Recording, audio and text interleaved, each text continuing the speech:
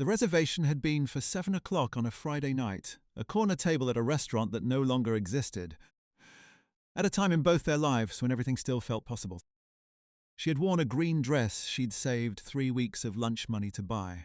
She had sat alone at that table for an hour and 40 minutes, checking her phone, watching the door, ordering a glass of water she never drank because she could not afford to eat once she understood he was not coming.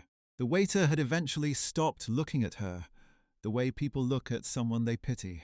She walked home in the rain because the dress had taken her cab fare too, and by the time she reached her apartment, she had made herself a quiet promise. She was not going to spend one more hour of her life waiting for someone who had decided she wasn't worth the trouble of a phone call. She kept that promise. She had no idea on the morning of March 14th, 11 years later, that the man who had left her sitting at that table would walk through the glass doors of the 14th floor, extend his hand, and sit down across from her in the chair she used to evaluate candidates for senior positions. She had no idea, and neither did he, how completely everything was about to shift. The building was called Meridian Tower, which was a name that meant nothing to most people, but meant a great deal to Marcus Hale. It meant a steady paycheck, a reason to wear the one suit he'd dry cleaned twice in 3 months, and an end to the kind of silence that had settled into his apartment since the day his own company had gone under and taken 18 months of his life with it. He had been good at his job once. He had been better than good. There had been a period, roughly a decade ago, when Marcus moved through the world with the particular ease of a man who had never seriously been told no. He was 32 and flush, and certain that the future was simply a larger version of the present. He had been charming in the way men are charming when they have not yet been made humble, and he had treated other people's time and feelings the way he treated parking meters, as minor inconveniences to be ignored when more pressing things demanded his attention. He did not think of himself as a bad person during those years. He simply did not think about it very much at all. The date he had failed to show up for was the kind of thing that registered in his memory the way a skipped gym session registers. A small item, crossed off a list that never quite got attended to, unremarkable except for the vague sense that he should probably get around to it. Eventually, he never did. He had told himself, in the weeks that followed, that it was just one date, that she would be fine, that women like her met someone better anyway. He had believed this with the full confidence of a man who had never sat alone at a corner table in the rain. He had sat in the parking garage on the street level of Meridian Tower for 11 minutes before he went in. Not because he was early, though he was by 7 minutes, which was not like him from the old days, but was now a habit born of having learned, the slow way, what it cost to be cavalier about time. He had sat because the suit felt unfamiliar, and the building felt large, and because he understood, in a way he would not have been capable of understanding at 32, that this interview was not a formality. He had been to 12 interviews in the past 8 months. He had made it past the first round in 6 of them, and been passed over each time for someone younger, or someone whose failure did not follow them in search results, or someone who simply had not spent the better part of 2 years explaining what had gone wrong and why it was instructive. He was 43 years old and starting over, which was not the story he had written for himself. And he was aware that awareness of that fact was not on its own a qualification. The apartment he went home to at night was a 1-bedroom on a street that was fine but modest, the kind of place a man moves into when the situation is temporary, and stays in when the situation becomes less certain about that. He had a good lamp and a kitchen that worked, and a view of the parking structure across the alley. He had learned to cook 3 things well during the 18 months since the company closed. He had learned to be alone without it meaning the same thing it had meant when he was 32, and alone by choice, the kind of alone that is actually just freedom. This was different. This was the kind of alone that accumulates, that sits in the chair across from you at dinner and says nothing and waits. He had not told anyone how hard the past year had been, because the version of himself he had built did not know how to speak that sentence. And by the time he understood that it needed to be spoken, there was no one positioned close enough to receive it. He needed to be good in the room. He needed to be honest without being self-pitying. and confident, without being the version of confident that had gotten him here. He had rehearsed the distinction in his bathroom mirror 3 mornings running. He thought he had it. He was not certain. He checked his tie in the rearview mirror, gathered the portfolio that held his resume and 3 references, and got out of the car. The lobby was all pale marble and recessed light, the kind of building that announces its own seriousness before anyone has said a word. The security desk was staffed by a man in his 50s who checked Marcus's ID without ceremony and pointed him toward the elevator bank on the left. On the 14th floor, a young Sim woman at the reception desk asked his name East and told him to have a seat, that someone would be with him shortly. The waiting area had 4 chairs arranged around a low table with a single plant on it, healthy and precise, the kind of plant that gets watered on a stool. Marcus sat in the chair closest to the window. He could see the city from there, a long grey and glass rectangle of it, and he looked at it the way you look at things when you are trying not to think too hard about the next hour of your life. He thought about Terrell, who had put his name in for this, who had told him the director was sharp but fair, that if he went in prepared and honest, he would have a real shot. Terrell had said her name, and Marcus had written it down and then looked at his calendar and thought about what he needed to say about the company, and when it closed, and he had not thought about the name again. He thought about it now, sitting in that waiting area chair with the plant and the low table, Denise Calloway, and it did not connect to anything. It was a name. He heard the door and looked up. Her name was Denise Calloway, and she was the director of talent acquisition at Meridian Financial Group, a position she had held for 4 years after 11 years of work that had been harder than it looked from the outside. She had not come from money. She had come from a 2-bedroom apartment in a city that chewed people up when they let it, and she had gotten to the 14th floor of Meridian Tower by showing up on time to every single thing she had committed herself to, and by treating every person who crossed her path as if their time was worth exactly as much as hers. She was 41 years old. Her office had a window that looked out over the city, and a desk that was never cluttered, and she ran her interviews with a warmth that was genuine and a precision that was not accidental. She believed that how a person handled the moments when no one was watching them told you more than any resume ever could.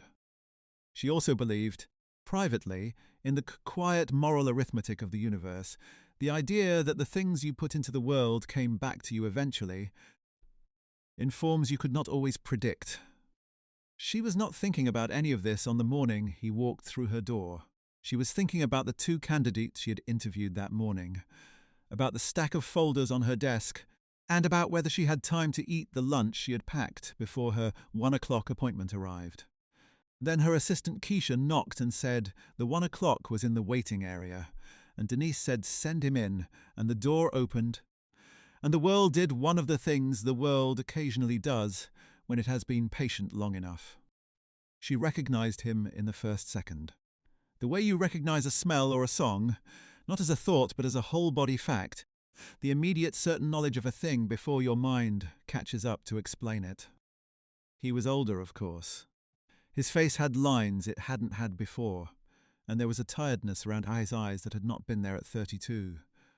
The ease was still there, or something that used to be ease, but it sat differently on him now, a little more carefully maintained, like a coat he had worn too long.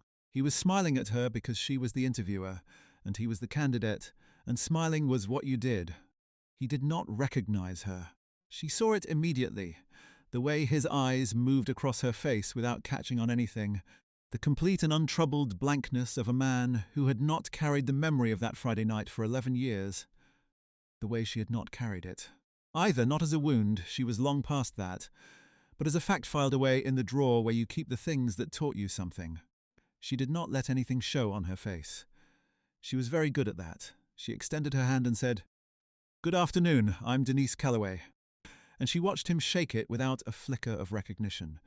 And she thought, quietly and without drama, well, here we are. Have you ever been in a moment where the whole weight of a thing was visible to you and invisible to the other person in the room? If you have, you know the particular stillness it requires. Leave a comment below and tell me whether you think Denise should have said something right away, because I have thought about this question for a long time. She didn't. She sat down, she opened his file, and she ran the interview exactly the way she would have run any other interview, because that was who she was. And because she had long since stopped letting other people's choices determine the quality of her own behavior. He had been referred to Meridian by a former colleague, a man named Terrell, who had worked with him briefly in a better season and still thought well of him. The position was senior account manager, a role that would have been a slight step down from his peak, but was, from where he stood now, the kind of thing that could put his life back together. He had gone over his answers in the car. He had told himself he was prepared. What he had not prepared for, because he could not have known to, was the specific sensation of evaluated by someone who already knew something about him that he did not know she knew.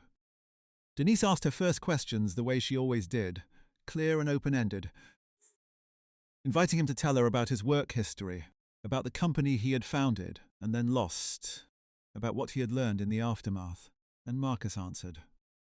He talked about the business, about the 4 years it had operated, and the team of 9 people who had worked in the open office on Dayton Street, about the decision he had made in the 3rd year that he still believed had been correct, and which had not worked out anyway, because the market had moved faster than he had anticipated. He was honest about the failure in the careful, practiced way of someone who had rehearsed honesty because he knew interviewers valued it, not in the unguarded way of someone who had genuinely reckoned with what the failure had cost others. Denise listened. She wrote a note or two. Her handwriting was small and unhurried, the handwriting of someone who was not trying to demonstrate how fast they could absorb information. She asked him what the most difficult part of the shutdown had been. He said the employees, and he said it quickly, and she waited to see if he would go further. He didn't. So she said, "Tell me more about that." And he hesitated in a way that was small enough to miss if you weren't watching for it. And she was always watching for it. And he said it had been hard to let people go who had trusted him with their livelihoods. She said, "And how did you handle that?" He said he had given what severance he could and tried to be transparent about the timeline. She said, "What would you do differently?" And here, finally, he said something that cost him a little. He said he had been too confident in his own read on the market, that he had dismissed 2 of his team members who had raised concerns because he thought he knew better, and that in retrospect they had been right, and he had been wrong, and he had not said so to them clearly enough when it mattered. One of those team members, a woman named Priya, had sent him an email 6 months after the shutdown that he had read 4 times and never answered because he did not know what to say to it that was not an excuse. And not answering was its own kind of answer, and not one he was proud of. He did not say any of this to Denise. He said only the part about being wrong and not saying so. Denise wrote a note, not because it was new information. She had looked at his full record before this meeting, with the same careful attention she gave every candidate. She wrote the note because something in the way he said it was different from the rehearsed version he'd given to the earlier questions. It was quieter, it had the texture of something actually felt rather than performed, what she had not looked for in his record, because why would she was the date from 11 years ago. That information existed nowhere except inside her own memory, catalogued alongside the green dress and the hour and 40 minutes and the walk home in the rain. She had not thought about Marcus Hale in years. Not as a person anyway, only occasionally as a lesson. The kind of lesson you learn when you are young about which men deserve your time and which ones you should trust to show you who they are. She had shown up faithfully to everything she had committed to in the years that followed. Every meeting, every interview, every promised phone call, every obligation large and small. The first job she had gotten after that night was an assistant position at a mid-size recruiting firm downtown, and she had arrived 15 minutes early on her first day, and every day after that for 3 years. And the hiring manager who had taken a chance on her had noticed, and had said so, and had given her a better title and a different set of responsibilities when the chance arose. And that was how the whole thing had started. One day's early arrival compounded by another, until the compound interest of it became a career. She had not thought of it in those terms at the time. She had simply been trying to be the kind of person she wanted to be, and reliability was the ground floor of that, the thing you built everything else on. She had built a professional reputation on the understanding that showing up was the entire game, that reliability was not a minimum bar but a kind of moral statement about how you valued the people around you. She had mentored 12 junior employees over 6 years at Meridian, young women, mostly. Some of them fresh from college, and some of them coming to the industry from something else. And the thing she told each of them, without ever quite explaining where it came from, was this: be the kind of person who arrives when they said they would. It sounds simple, she would say. It is simple. It is also everything. She had not connected that lesson explicitly to a corner table and a green dress in a long time. She was connecting it now, quietly, while Marcus Hale talked about his professional competencies on the other side of the desk. The interview had been scheduled for 45 minutes. They were at 32 when Marcus, shifting slightly in his chair, in the way people do when they are moving from formal mode into something more genuine, said that he appreciated her thoroughness. He said that most interviews he had done in recent months had felt superficial, that she was asking questions that actually got at something. She said, "I'm interested in the whole picture, not just the polished version." He nodded. He said, "That's rare." She looked at him steadily and said, "How a person handles the moments when they think no one's paying close attention tells you more than their resume." He said, "I agree with that completely." She said, "Do you?" And something in the way she asked it was not unfriendly but was also not casual. It had an edge she didn't usually put in her questions, and Marcus noticed it. She saw him notice it, saw the small refocus behind his eyes as he tried to figure out whether the question had been pointed at something specific. She let the moment sit just long enough, and then she said, "Tell me about a time you let someone down and did not correct it when you had the chance." He was quiet for 3 full seconds. Then he said he had an answer to that, but it was not a professional example.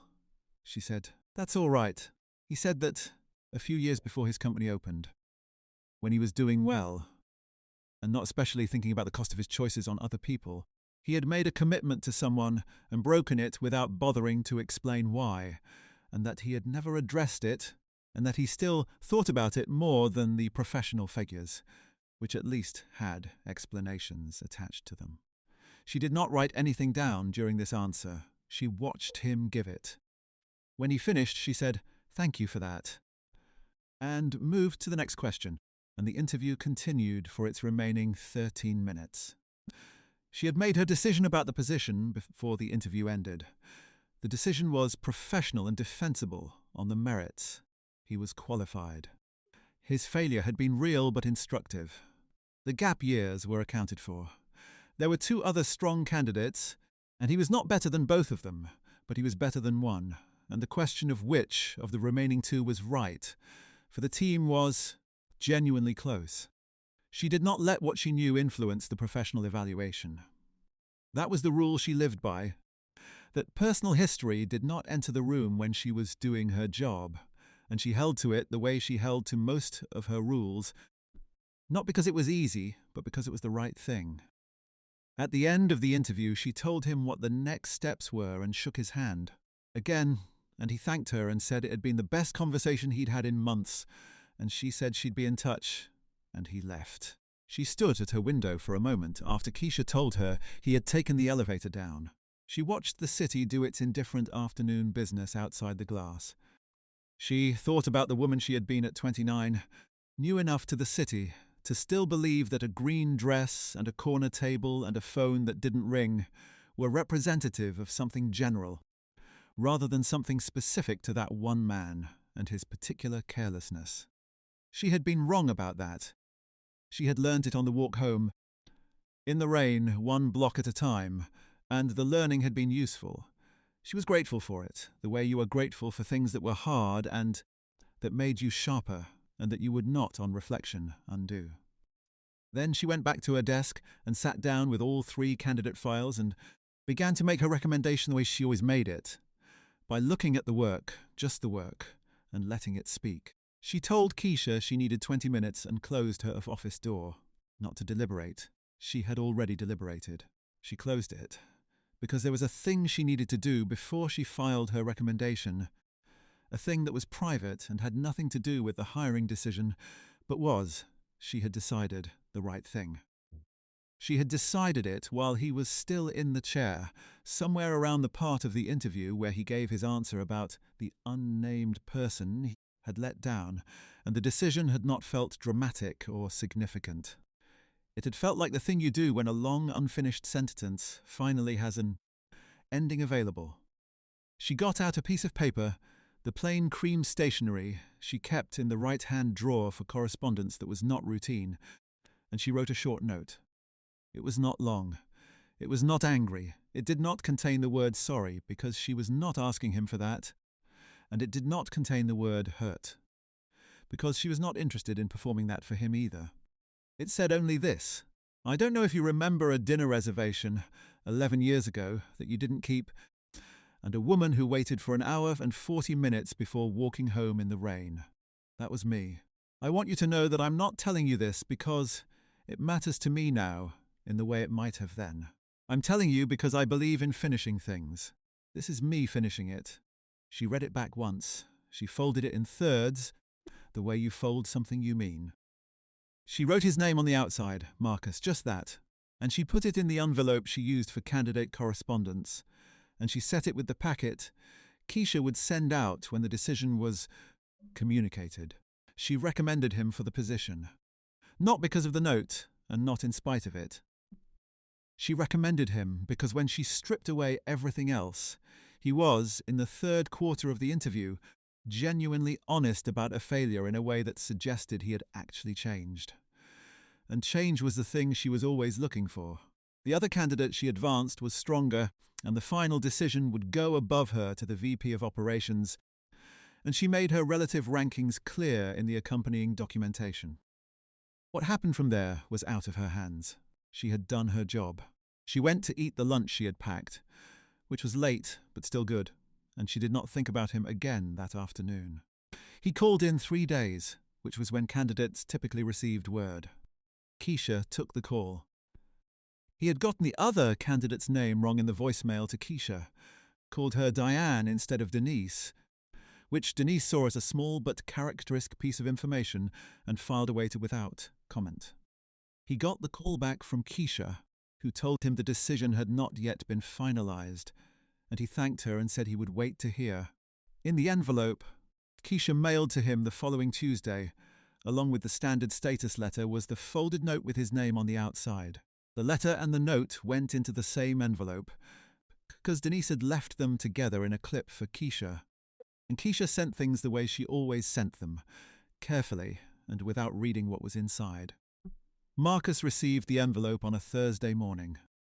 He was at the kitchen table when it arrived, which was where he had been working since the company closed, at a table that used to seat 4 and now seated only him, with his laptop and a cup of coffee and the particular quiet of a life that had gotten smaller than he had planned. He opened the status letter first, which informed him that the decision was still under consideration, and that he would receive further communication within 7 to 10 business days. Then he opened the folded paper which had his name on it in handwriting he did not recognize, and he read what it said. He sat with it for a long time. The coffee went cold. He read it twice and then a third time, and on the third reading he stopped at the part that said, an hour and 40 minutes, and he felt the specific located understanding of what that was. Not an abstraction, a duration. 60 minutes, then 20 more, then another 20, sitting at a table in a dress she had saved for. He had been, that same Friday night 11 years ago, at a different bar with a different group of people he no longer knew, and he had not thought about her once. He could not remember what had come up that was more important. He could not recall a single thing that had been said that evening, not one face or conversation, while she had been spending an hour and 40 minutes at a corner table watching a door that didn't open. He set the note down on the kitchen table. He looked at the window, the parking structure, the grey rectangle of a Friday morning, that asked nothing of him.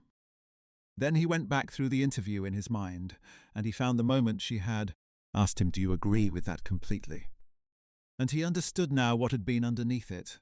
He found the moment she had asked him about a time he'd let someone down and not corrected it, and he understood that she had listened to his answer with knowledge he had not known she had.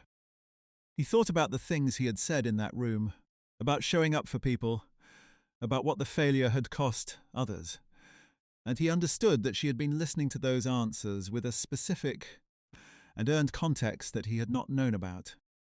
He felt the full weight of what he had done 11 years ago, not as a vague guilt from a distance, but as a specific and located thing: a woman in a green dress at a corner table, a walk home in the rain, a promise she had kept to herself that she had, in fact, kept. The word that came to him was not shame, though that was there too. The word was clarity. He had not been a careless person in the abstract. He had been careless about someone particular, and she was an actual woman with a name and a professional life, and the particular kind of dignity that gets built in the years after you stop, letting other people's bad choices make you smaller. He thought about how she had run that interview. He thought about the warmth and the precision of it, the way she had given him every fair chance, while holding, privately, something that would have entitled her to be considerably less fair. He thought about the note, which had not asked him for anything, and had not punished him for anything, and which had simply, as she said, finished the thing, and he understood something about the kind of person she was that he had not understood at 32. When the world had been arranged to the dimensions of his own convenience, he wrote back. He did not email because he did not have her email address, and the note had not come with one. He wrote a letter on paper, the actual kind, and he sent it to Meridian Financial Group. Attention, Denise Calloway, Director of Talent Acquisition. In it, he said that he remembered the reservation.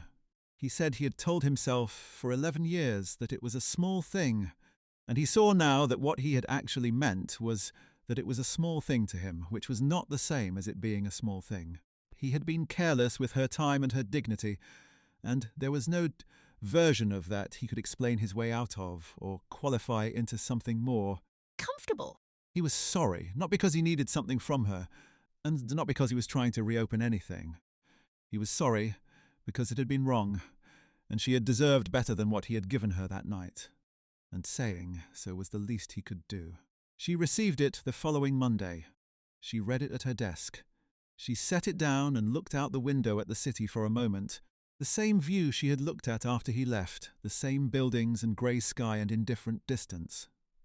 Then she put the letter in her desk drawer, the one on the left side, where she kept the things that mattered. A card from a mentee who had gotten her first promotion, a photograph of her mother, a note from the VP she reported to when Meridian had offered her the directorship. The letter settled into that company without ceremony. She did not respond, because there was nothing she needed to say. The note had done what she intended it to do, and his letter had done what it was supposed to do. And the whole long circuit of the thing had, as she had always believed circuits eventually would, closed.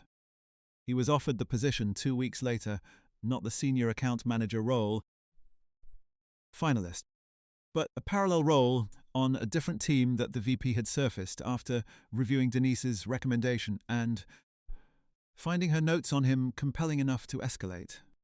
It was a different job than he had applied for, better in some ways and with a steeper ramp-up, and the offer letter came from a different department and made no reference to his interview with Denise Calloway. He sat at his kitchen table when he read that one too, but the coffee was still warm this time, and he read it once, set it down, and put his hand flat on the table for a moment, the way you do when something finally gives after a long time of holding. She did not call him when he accepted. She saw his name in the new hire documentation, and noted it the way she noted all new hire documentation, with a single check mark in the tracking sheet she kept. What she did do on the Thursday of his first week was stop in the hallway outside the conference room, where new hires had their orientation lunch, and look through the glass long enough to see him, sitting at the far end of the table, talking to the person next to him, his hands easy on the table, looking less like a man who had never been seriously told no, and more like a man who understood. He was starting something he had not finished before. She did not go in. She had not planned to. She just looked. The way you look at a thing when you want to acknowledge that it happened. And then she went back down the hall to her own work, which was considerable and which she was, as always, on time for. She still wore green when the occasion called for it. Not that particular dress, which had long since gone, but the colour itself, which she had reclaimed somewhere in her mid-30s, and which she wore now without any particular weight attached to it. Just a colour she had always liked. She had a blazer in that colour she wore to the quarterly reviews, a confident dark green that her assistant Keisha said made her look like she ran the place. She didn't run it. She ran her part of it, her 14 years of it, the trust she'd built in every room she'd entered by arriving when she said she would and doing what she said she'd do. She thought, on a quiet afternoon some months after Marcus's first week, about the word that had organized her professional life without her ever choosing it deliberately. Reliability. The radical, unshowy, daily practice of being where you said you'd be. She had built something out of it, not because the universe always noticed, not because she had been certain of reward, but because it was simply the right way to live, and living it had, over time, made her into someone she recognized in the mirror without flinching. That was the reward she had always been most interested in. Everything else, the title, the window, the desk that was never cluttered, had followed from it the way afternoon follows morning, one thing after another in the order that things were supposed to go. The left-hand drawer of her desk held 4 things now: the card, the photograph, the VP's note, and Marcus's letter, which was not a trophy and was not a wound, and was simply a piece of evidence that the world occasionally completed its own sentences when you gave it time enough. On that quiet afternoon she was eating lunch at her desk, the lunch she had packed, an apple and a sandwich, and outside the window the city went about its complicated life, and she was exactly where she had said she would be, doing exactly what she had said she would do, and the green blazer hung on the back of her chair in the thin late light like a small flag planted in ground she had earned. Have you ever given someone a second chance they didn't know they were getting? Think about what that says about who you were in that moment. And if this story stayed with you, there is another one waiting just like it. About a woman who spent 3 years cleaning the office of a man who had no idea she had once saved his daughter's life. Stay close for that one. Kindness keeps its own calendar, and it is never as late as you think.